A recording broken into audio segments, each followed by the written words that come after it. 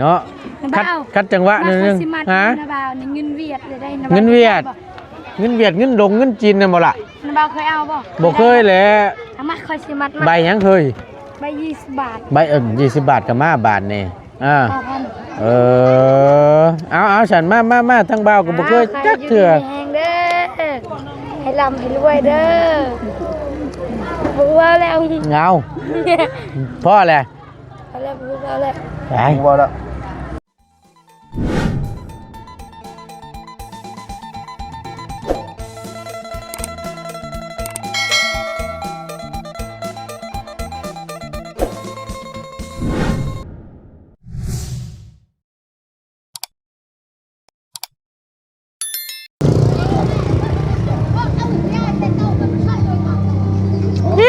บาทนี่เด็ดม่วนแต่บาทนี่มันแมนบ่ได้บาทนี่ลุงขอเวลาโจ๊ะๆนี่กว่าเฮ้ยโอ้ยเมื่อกี้นี่ก็ได้เนาะคัดจังหวะนึงฮะเงินเวียดเลยได้เงินเวียดเงินดงเงินจีนน่ะบ่ล่ะน้าบ่าวเคยเอาบ่เคยแหละมาคอยสิมัดใบหยังเคยใบ20 บาทใบ20 บาทก็มาบาทนี่เอาฉันมาทั้งบ่าวก็บ่เคยจักเทื่อแห้งเด้อให้ร่ำให้รวยเด้อบ่ว่าแล้วเงาพ่อแหละพอแล้วบ่ว่าแล้วไปบ่แล้วให้อายุมันคนยืนอยู่ดีมีแห้งร่ำรวยก็สุดแล้วเนาะสาธุเด้อขอบใจหลายเนาะแน่น้องไซหิวไว้ข่อยเมื่อกี้นี่เพราะข่อยสิแล่นเข้าไปซื้อกันว่าพักก่อนเครื่องปรุงบ่ตาเซปูนแม่นผักหญ้ากาหุ่นเนาะเพิ่นจัดไว้ทีมงานโดยเฉพาะด้วยได้พี่น้องในส่วนนั้นก็ส่วนนึงว่าซั่นเนาะซีนกล้วยเนาะจะเป็นกล่าวเลยจ้าทีนี้จานแซ่บบ่ลุงสดเดาอันนี้บ่แซ่บฮะลาบนี่บ่แซ่บไปบ้านเพิ่นแหละลาบดิบบ่เอาเดี๋ยวเฮาจัดการเองบ่ลาบดิบที่พูนก็ว่ามียังมีอยู่บ่เป็นหยังไว้ย่อแขกย่อคนเพิ่นกำลังลังมานั่นแหละแต่เฮาบ่ยากดอกเนาะเอาสบายดีอีกรอบล่ะสบายดีทางน้องน้ำเพิ่นก็มาขึ้นเฮือนนำเนาะมาแสดงความยินดีนำทางน้องไสดีนะท่านกินข้าวได้น่ะยังอยู่บ่นางกินข้าวเด้อล่ะเด้อไปเจ้าไปหาแนวมากินไปล่ะไปชูเอ้ยเจ้ากินนี่ไปก็ทางเงินแขกคนเพิ่นก็กำลังลังมาเนาะเอากราบทักทายสบายดีครั้งนึงพ่อแม่พี่น้องเบิดชูขู่ชูคนเนาะมาเจอกันกับประตูในคลิปนี้ก็หลังจากที่เสร็จสิ้นเนาะผูกคอต่อแขนย่อผ้าควันเข้าเป็นที่เรียบร้อยเนาะก็มาเบิ่งบรรยากาศน้ำกันตอนนี่แหละช่วงเริ่มช่วยๆมาหน่อยนึงแล้วเนาะแขกคนกำลังลังมาพิธีอาจจะแตกต่างกันเนาะกับทางบ้านเฮาเนาะ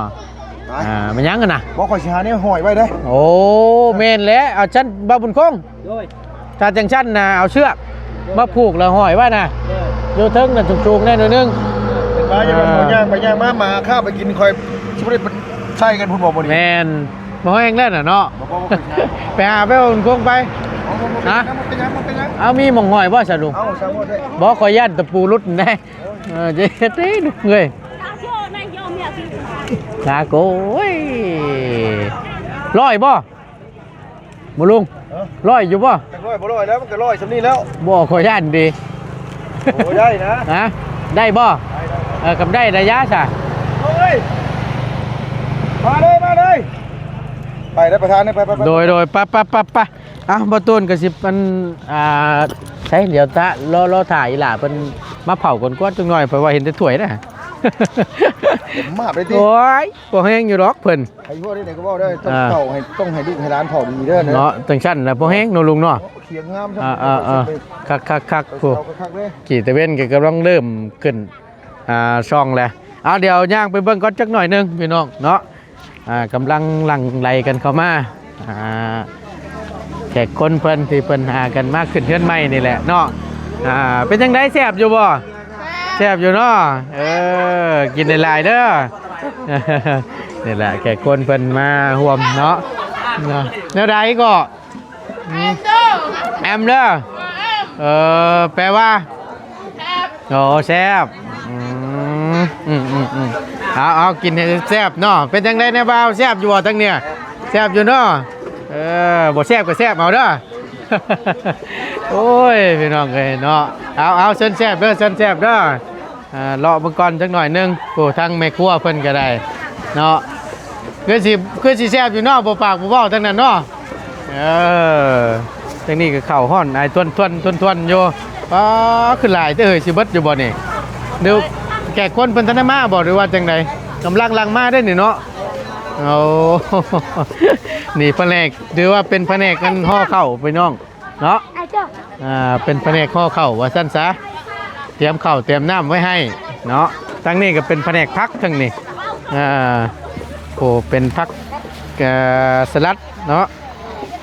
เตรียมไว้ให้เนาะไว้คู่กันแล้วกับลาบซีนพี่น้องลาบซีนข้าวพักและแม่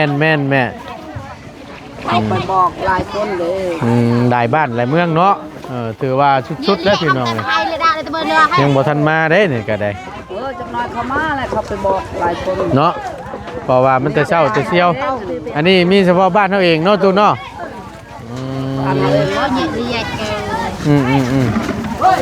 เดี๋ยวไปทางอื่นเพิ่นยังบ่ทันมาซ้ำเนาะอันนี้เฉพาะคนในบ้านนี่ชื่อใดนี่พี่น้องลูกหลานซื่อนี่น่ะโธ่ขนาดลูกหลานซื่อได้นี่เนาะบ้านใกล้เฮือนเคียงอยู่แรกนี่แหละพี่น้องแต่ว่าทางอื่นมานี่แฮงสิบ่เว้าเนาะเอามีแต่ว่าจัดเตรียมไว้ซอยกันเท่านั้นแหละซะเนาะซอยกันผักแบบนี้หมดบ้านเฮ็ดลองนะบ้านรุ่นลัวก็หมดบ้านหาต่อยังดีซอยกันเนาะดีแล้วซอยกันพี่น้องโอ้หมู่คู่กันกำลังมาเนาะเอาเดี๋ยวหาล้อมก่อนเลยตัวเด้อเอานี่คือเป็นลาบซีนเนาะเชะเบิ่งเด้อกาจ้อไล่ก่อน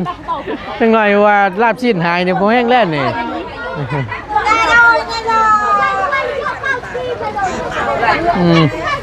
โอ้คือช่วยคักแท้ทั้งนั้นจวด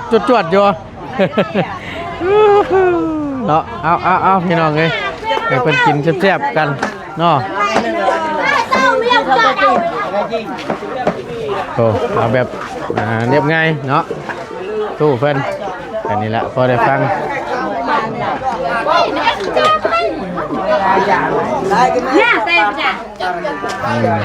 แซ่บบ่แซ่บอยู่เนาะเอากินหลายๆเด้อเอาคักๆเด้อ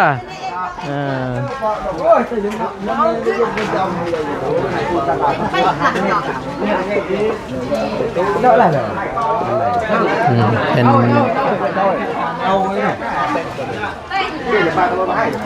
น้ำอบน้ำหอมเนาะเป็นยังไงรสชาติเพิ่นโอเคอยู่บ่ตัวแซ่บอยู่เนาะเอากินอะไรเด้อไอ้ช่างเด้อพอดีตั้งง่ายเพิ่นมานี่น้ำแรงความยินดีน้ำเนาะมื้อนี้นี่คงสิยังบ่ได้ไปหรอกมื้อนี้เนาะครอบแล้วบ่พอดีตั้งง่ายเพิ่นนี่ก็เป็นในบ้านพี่น้องอยู่บ้านแก้งดวงบ่บ้านอารักเนาะอยู่กำลังข้ามไปทางพุ่นพี่น้องบ่ตูนได้ไปแจกเครื่องแจกของน้ำบ่เตียงอยู่รอบก่อนนี่ก็ได้เนาะรุ่นเดียวกันก็ลูกยุ่งไม่ได้พี่น้องไม่ได้นะกำลังขึ้นตะแปะอยู่โอ้ยตะแพงเลยเนาะบ่แล้วก็หน่วยใช้สร้างแต่งหน้าอันดีล่ะเพิ่นน่ะหาสร้างแต่งหน้าเพิ่นก่อนดีล่ะเพิ่นจมอยู่มื้อเช้านี่คือจังว่า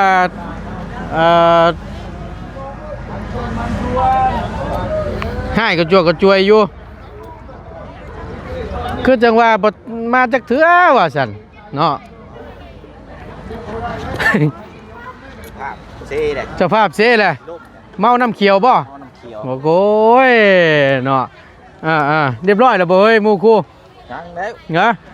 นี่บ่ยังบ่ทันได้ตีงนี่โอ้แต่ก็บ่โดอยู่โอ้ยสบายดีจะเลยเอาเสียงกินเด้อเอากินลูกกินพุ่นจะไปเบิ่งรถอยู่เทิงเงินผู้เข้าบ่เหมือขึ้นไปเบิ่งนั่นน่ะค คู่นี่ได้บ่เสียงนี่ลับๆนี่ ของเด็ดบ่ เอ้ยเต็มอยู่นั่นน่ะ ยังพอจะเจาะเบิ่งจ้ะ ไปจอบมันก่อยซะติ ไว้ยา โอ้ยตกเนาะ แม่นกึ่มเท่าใดก็จังว่านั่นน่ะโอ้ยโพดโพใช่ล่ะอันช่างแต่งหน้านั่นน่ะ สร้างตั้งหน้าพูด อยู่ไส คุณก็บอกต้องแต่งก็ได้แล้ว มันเบิดแล้วบ่ติ มันหมดเวลาแล้ว หายแต่วันนี้แม่นเอากินไปน้ำคุยไปน้ำเอาโอ้ยเนาะผุ่นกำลังลังมาบ้านนี่แขกคนนี่ก็คือว่าบ้านใกล้เพื่อนเคียงบ้านเดียวกันซื่อๆสำนีว่าซั่นแม่นทางอื่นมาแล้วกัน อื่นในย่านติขายพุ่นแล้ว โอ้จังเลยน้องแพงก็มาแล้วสิเกิดแพง บ่จะฮอดเอ้ยเพิ่นอยู่บ่ โดย ฮอดอยู่เนาะ แพงน้องวิทย์ เอาเดี๋ยวเพิ่นก็มาจันใจเย็นมืองามยามดีพี่น้องเนาะ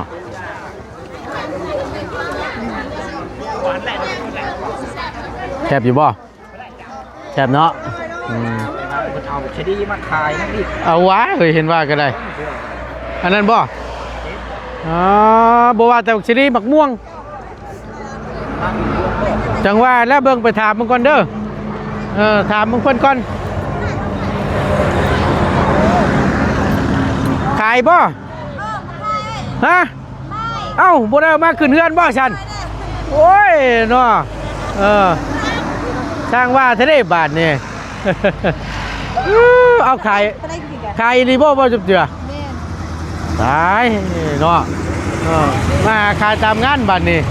คักแล้วฉันเนาะ อุ้ยขายว่าสันหนึ่งก็เพิ่นจะมาซอยงานเป็นไรล่ะแซ่บบ่อิ่มแล้วยังอยู่ฮะอ๋อเอากินในร้านฉันเด้ออยู่ในบ้านนี่บ่อยู่ในบ้านนี่บ่อยู่อ๋อเปิดจะไปฮอดจอดเทิงเนาะเอาให้เส้นแซ่บเด้อ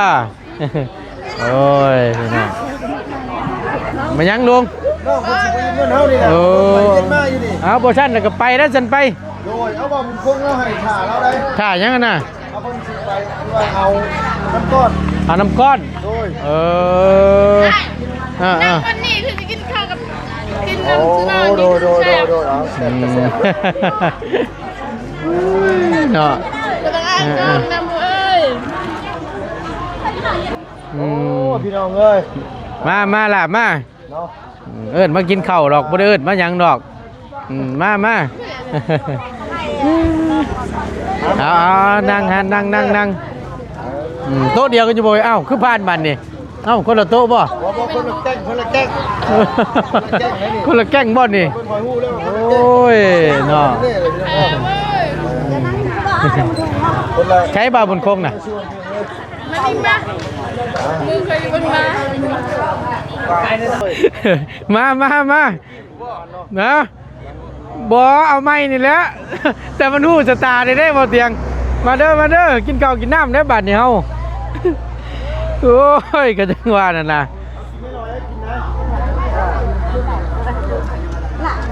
โอ้ไม่คุกซีเมนต์ที่พี่สองอ่ะเนาะโอ้ยหมดแล้วอันนี้พี่น้องเอ้ยสบายดีเด้อฮะพี่ชองได้พี่แรกข่อยยังบ่ได้ไปซะอยู่บ่ทันหมู่พี่น้องขอโทษขอไฟหลายๆได้เงินดงเงินเด้งน้ำมันนี่เนาะ ฮะ พักแค่นี่ เงินดงบ่ แม่นบ่เพิ่นเอิ้นดงบ่ แล้วข่อยก็บูกันเป็นเงินเพียด เงินเดือน นะบูว่าสิเป็นกี่เฮาจักพันนี่น่ะคันคอเบา ประมาณ ได้ ปลายเพิ่นบ่จัก ม่อนนะ 20,000นึงไล่เบิ่งนี่ ซาวบ่หรือ200,000นี่นี่ ไล่เบิ่งนี่หน่วย 10หน่วยพันหมื่นอ๋อก็เดียวว่า 20,000เงินเวียดบูว่ามันสิเท่าใด 7-8,000กีบ ประมาณนั้นบ่ ประมาณนั้น ขนาดว่าแสนดงก็ยัง8เป็นเงินลาวก็ยัง80,000นึง80ปลายนึงเนาะ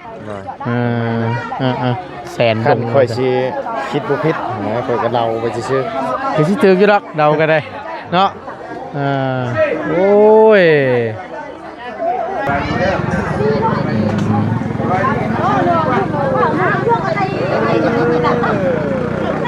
สบายดีตะปากดิ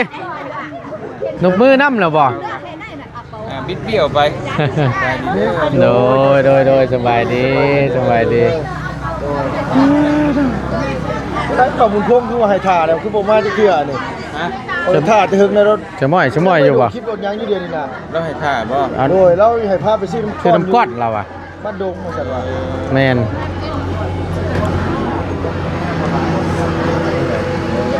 จักอยู่ไสกันว่า แม่เพิ่น ขายได้ มีแขกคนเข้ามาได้ กับอันนี้เฉพาะคนในบ้านเพิ่นสิซื้อได้ทางอื่นทางไกลยังบ่ทันได้มาโดยสบายดีเสียงเพลงตึ้มเข้าบ้านนี่ เสียงเพลงกันมาวันนี้เนาะ ถ่านี่เด้อว่าแล้วกันเนาะถ่าแล้วถ่าอีก ว่าแล้วบ่อีกก่อนคลิปนี่ก็ได้ ถ่ายังนะ โอ้ถ่าหมู่คู่นี่แล้ว เบิ่งลุงกับประธานป้อง โดยมีแต่บ่ตุนกับลุงเงินเทิมนี่แหละจ้ากว่าหมู่ ตั้งชอยเจ้ามือ แม่นจ้าแน่นอนหนึงขอโทษขอไปได้หลายพี่น้องลงคลิปจ้าก็ได้ เราพวกมันกระจมมาบุ้งไฟซอยเราอ่ะ โดย พี่น้องจะจักใส่เบิดเรา คอยโรดวินอยู่หรอป่ะญาติพี่น้องกันจักอยู่ใจบ่ช่วยค่อยเราอ่ะ บัดเราสิเว้า ไปทางไหนได้เรา หักคักกระบ่นั่นได้เบิ่งก็เป็นตะเมื่อย เติมเลยนะ เป็นตะเมื่อยอยู่เด้ เนาะ เนาะเอาเนาะ เราไม่ต้องว่าให้ยากนะมึง เอามีมีเบียร์เนาะตามฮิตของประเพณีว่าซั่นซะบ้านเมืองเฮาก็ได้เนาะจักเราอยู่ไสเนาะอันไหนเดิมอันบ้าบุญคงเพิ่นแปลงได้บ่เห็นได้แปลน้ำก้อนบ่ใช้คือว่าให้เฮาท่าซะไปกับไผน่ะไปกับหลานขี่รถไปบ่โกยเพิ่นไปได้เด้อดุงไปแล้วบ่ว่าอ้าวนี่แล้วเว้านั่นแม่นบ่โต โดนไปเอาน้ำก่อน ไปน้ำก้อนแล้ว มันดก คือว่าให้เฮาท่าซะคือว่าให้เฮาท่าแล้วพาไปแน่ว่าซั่น บ้าพวกลูกมาน่ะมันดมแล้วเขานี่มันจะกินนี่ แบบนั้นนะ โอ้ยเนาะเฮารถท่าอยู่ได้น่ะฉันเอาไปแล้วดูเอ้ยเอาบ่เป็นหยังฉันบ่เป็นหยังพอดีทั้ง อาหารนั่นลูกเห็นกินรถ โอเคตู้บ่เป็นหยังขอบใจใดๆก็ให้แขกคนเพิ่นมาร่วมงานร่วมกันนี่ก็ให้เพิ่นกินอิ่มกินหยังกับให้แล้วเรียบร้อยโลดบ่ยากหรอกเฮาน่ะ ตั้งหัก ตั้งหัก ตั้งหัก ว่าโอเคสันตู้โอเคเนาะเตรียมไว้ให้เด้สาวงามมาแล้วบาดนี่ใช้เพื่อนด้วยเพื่อนมาเอาเพื่อนแน่เนี่ยเพื่อนเอ้ยเพื่อนใส่นี่ไปมามาฮับเพิ่นเด้อสบายดีล่ะ แต่งตัวงามเถอะเนาะน้อยใจนิ่มใจนวลนะทางนี้สบายดีเบิ่งหมู่อีพี่ชองไปเบิดเลยขวบเลยบ่นี่พี่เลขก็ไปเที่ยวบ่ได้ไปจะอยู่มาเตียงเลย ถ่าเด้อว่าถ่าเด้อว่าเบิ่งให้แน่ว่าจะตาเปียกทาแซะนี่ เชิญชวนเด้อพี่น้องเด้อมาเบิ่งน้ำมันตูนนี่เด้อ ขายได้เนาะ ขายแล้วน่ะ ขายบ่อยู่รักเอาแล้ว โอ้ย เดี๋ยวไปย่างมึงตรงนี้กันเด้อ แก้มลุงเขาก็ลิ้นหัว สลอยบ่ไปเดินไปแล้วเพื่อนมาบ่ทันครับ เป็นมาบ่ทันซ้ำเนาะกับบ่เป็นหยังหรอก บ่มาเนาะ ก็ยังมัดใหม่ก็ได้ มันก็ได้ แต่ว่าบ้านเพิ่นเฮแต่เช้าดีเนาะ เช่าสิเที่ยวดีเลย ขนาดเฮามาไม่นึง เสียดได้นึง ก็ว่าเป็นนั่นกันเป็นคนคู่ใหญ่เลยเนาะ ไอ้ล่ะโทรนำแต่4 โมงเช้า โอ้ ทั้งโทรทั้งส่งเสียงป้าอยู่ เห็นอยู่ตื่นพุ่นน่ะ แต่ว่าข่อยเชื่ออยู่ว่ามานี่ยังบ่ซ้ำข่อยมาหลังนะคู่นึงพอดีเมื่อกี้ ฮะ ไม่ใช่คู่นึง อ้าวข่อยห้อยไว้น่ะ มีของดีไว้ให้ได้น่ะ ข่อยว่าคู่นึงพอดีน้องชายหิวไปข่อยตุ๋ยด้วยไปจัดการลุงเพิ่นว่าโอ้ยข่อยเฮ็ดจักน้อยข่อยไปซื้อพักมาก่อนคือหยังว่าลุยไปชอบมึงแล้วถ้าเข้าไปจะคู่ไม่ใช่ชอบได้ พ่นอยู่พ่อ เห็นอยู่ค่ะ เนี่ยห้อยต้นอยู่น่ะ กินเจ้าค่ะ นั่นแหละยังว่าข่อยข่อยว่าข่อยเช็ดเอง เพราะว่าคอยว่าสิไปหาเบิ่งพักเบิ่งหญ้าเพิ่นก่อน กินก่อนนั่นนะ นั่นแหละจังว่าไปซื้อเอา ว่าบ่ได้นี่บ่ได้นี่กินก่อนนี่ เพราะว่าปัญญาคุณมันนั่นก็คือสิบ่หลาย ได้บ่ได้เนี่ยกินเปลืองห่อพร้อมบางเทื่อน่ะ ทั้งกินทั้งห่อ ต่อยอกได้บ่ได้เด้อโอ้บ่ได้บ่ปานใดบ่บุญมาโอ้เนาะใช่ได้บ่บุญเป็นไงเด้เพิ่นมาอำราข่อยเว้าอยู่หั่นผู้ อ่าน ผู้ใส่เขาใส่ละหั่นผู้ข่อยเว้าอยู่บ่ได้มีหยังเด้หั่นกันมาเลยครับ มันมาแล้วไปหากอกแก๊กแล้วก็บ่ยาวอยู่เป้าบ่ยาว ไปนะเชยไปหาชื่อพักป้าบ่รอกับป้า โดย พักบัวหอม เนาะเสร็จสถานย่างเฮาเฮ็ดเนาะ เพราะว่า มั มัน น ยังเว้าแท้หิวข้าวแล้วข้าวไปใส่บ่ทันว่า เจ้าสิบ่กินบ่ แม่ เขา นได้สิเจ้าได้คนในคลิปเลย ได้หรอพ่อ หมู่ห้องเช่ามาเลยเฮ็ดพร้อมแท้มาแล้ว มาเลยนะเด้อมาเด้อ ก่อนจะตื่นมัดตื่นเด้โอ้ยตกใจก่อนก็ได้ มาแล้วพี่น้องเอ้ยสาวบ้านเก่ง เบิ่งเด้ออัน ชอบแท้ ข้ามถนนหนทางก็ได้รถลายซ้ำโคตรทั้งนี้ก็สายชุ่มทั้งนี้ โอ้ วันชุก โอ้เตี้ยโอ้นี่ถ่ายที่ห้องข่อยเลยเด้อ เอาขาดิ เฮ้ยว่าไปชื่อมังนาวชื่อพักบัวหอมนะ แม่นก็เช็ด จะเรียนเลยสิมือลง ก็เซฟกระทะยางบ่แม่นเซฟกระทะเล็กฉันเนี่ยหาฉันหาเว้าเนาะเว้นน่ะทอดได้เว้นน่ะข่อยบอกอยู่ เนาะคือว่า ตลอดเลยเราพลึก มาแล้วทั้งน้องเพิ่นสบายดีล่ะสบายดีอันแน่เนาะ สบายดีน้องแพน แล้วเอาไป ดีเด้อทางน้องแพน น้องคุณนักกันมา สวัสดีเด้อ โดย ใช่คือว่ามาสองคนเห็นขึ้นมาผู้เดียว น้องมันไปถ่าย อ๋อ เพื่อนกินเพื่อน บ่แม่นบ่อยู่ข้างหลัง แม่แล้ว แม่น้ำนะแม่ คือว่าจะไปถ่าย นะกัดก่อนเกินไปพูด พุ่นอยู่ เราจะแยกลากจากได้หรอ เนาะเฮ้ยไปพักขึ้นเฮือนหมู่ก่อนล่ะเอ้ย ผูกคอต่อแขน ปลุกก่อนต่อแกนก่อนให้มันแล้วมันทั่วก่อน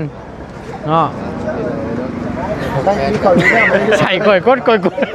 เนาะสิไปกูไปเตื้อ ต้องมีผิดพลาดกันแน่เลยเนาะ ไปกันเชียวเดี๋ยวก็ไป อย่างทางไก่มันก็มีมือน้ำเลยที่ มีโลกอยู่แล้ว กันแนวมันนั่น เศ น่ะ ร้าได้บ่นี่มันตาลิงตาลายได้นิดนึงมันเลยกำลังแน่ โอ้ยเนาะ นี่เวลากันจะลืมเด้ออุด นี่น้อยเนาะ เจ้าของมันขายได้ผูก ช่วงก่อน แค่เจ้าของ บ่ม่วงทุกจำได้ม่วงเฮิม ชื่อแม่ตัวโต๊ะแล้วบ่ นะ ประธาน อันนี้นะบ่ฮู้คือกันข่อยก็ได้อาจารย์เห็นเราหิวมากข่อยก็นึกว่าเพิ่นสิมาช่วยขึ้นเฮือนอยู่ดอกมาขายบ่ขายดอกอ่ะโอ้ย เปิดเอามาซอยขึ้นเพื่อต้องใช้ แม่น บ่เห็นถือถุงมานี่แม่นยังนิดเดินไปรักของเจ้านะ เนาะบ่รักดอก เห็นเนาะ เสพด้วย แนมใส่แนมขวามันก็สิได้กินอยู่หรอกจักหมากกับจังหวะนั่นน่ะ ยังไงโอ้ย ม่วงเพิ่นเอามาขายบ่แม่น ลักงัวไปสิมากินด้วย ก็ตามชื่อเลยลุงเขาว่าดิลาบกล้วยเนาะ อันมักม่วงนี่ข่อยมัก ว่าจะตายเฮานั่นก็มันอยู่ในที่ถ่ายกิน โอ้ย เจ้า คันคอพี่น้อง โดยคอยสิจัดการให้คอยสิยุกเตาให้พี่เลยมื้อนี้ มีแต่ว่าไปซื้อผักนั่นน่ะบ่ไปจักเทื่อนี่บ่ได้กินจักเทื่อได้ลุงเอ้ย พักแล้วพักมีบ่ มีอยู่แต่ว่าถึงว่าหมู่ลงบ่เลยเนาะว่าขอโทษน้ำเสแทรกไปซื้อจะไปโดดคลิปเด้ บ่กะบ่เตียงกะสิบ่ก็สิบ่หลายปานนั้นหรอก ชุบเป็นอย่างที่พูดอะไร นี่เจ้าเบิ่งแต่ว่าสไตล์เพิ่นเฮ็ดน่ะลาบน่ะพักหญ้าก็หุ่นกันหน่อยนะมันบ่คือแต่เฮาเฮ็ด ไปเทิงก่อนเด้อ ก่อมันนี่โดยมีแต่เฮาเฮ็ดกินเองนี่แหละว่าคงเราฮู้แล้วว่าชุมเฮาน่ะกินบ้านเพิ่นบ่ได้ แม่นเราก็เลยจัดเตรียมไว้ให้พิเศษแน่หน่อยนึง ยกเลย คู่นึงเต็มคู่ไอ้เดย์อยู่น่ะ จัดการให้เดี๋ยวจัดการให้เอาแบบ แม่น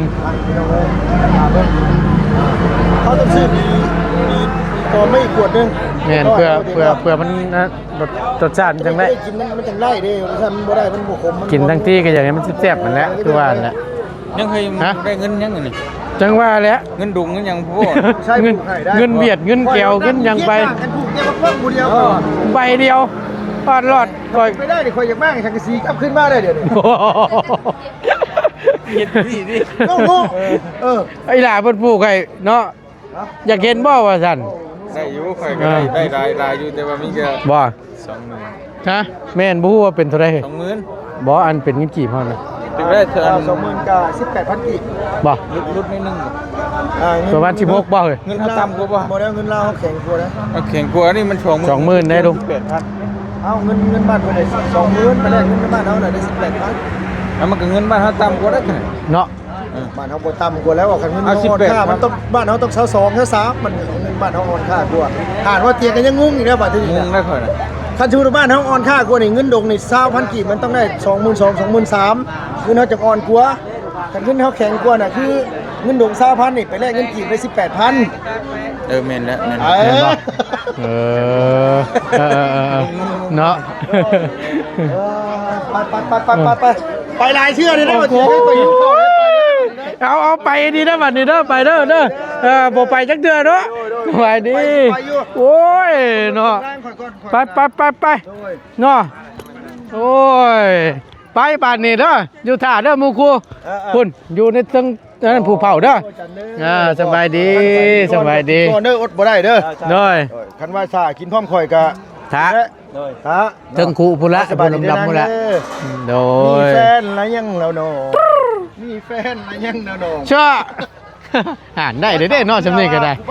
โอเคพี่น้องเอ้ยเว้านัวหัวม่วนกันเนาะเพื่อบ่ให้เครียดพี่น้องเอาขอบคุณเด้อพี่น้องเด้อเนาะที่เข้ามาเป็นกำลังแห่งใจและติดตามมึงคลิปโดยบ่ขามโฆษณาอุ้ยลงคลิปจ้าแน่นึงพี่น้องมาลำดังหมู่บ่ทันหมู่คู่ทีมงานไปลงเบิดเป็นที่เรียบร้อยยังทั้งบ่ตูนในลุงเพิ่มที่ยังบ่ทันได้ลงคลิปพี่น้องเอ้ยเอาเนาะก็ฝากพี่ฝากน้องเด้อพี่น้องเด้อเนาะเข้ามาติดตามและเป็นกำลังแห่งใจให้กับบ่ตูนแน่เนาะสำหรับคลิปนี้บ่ตูนลาไปก่อนเจอกันคลิปหน้าพี่น้องสบายดีเด้อพี่น้องเด้อไป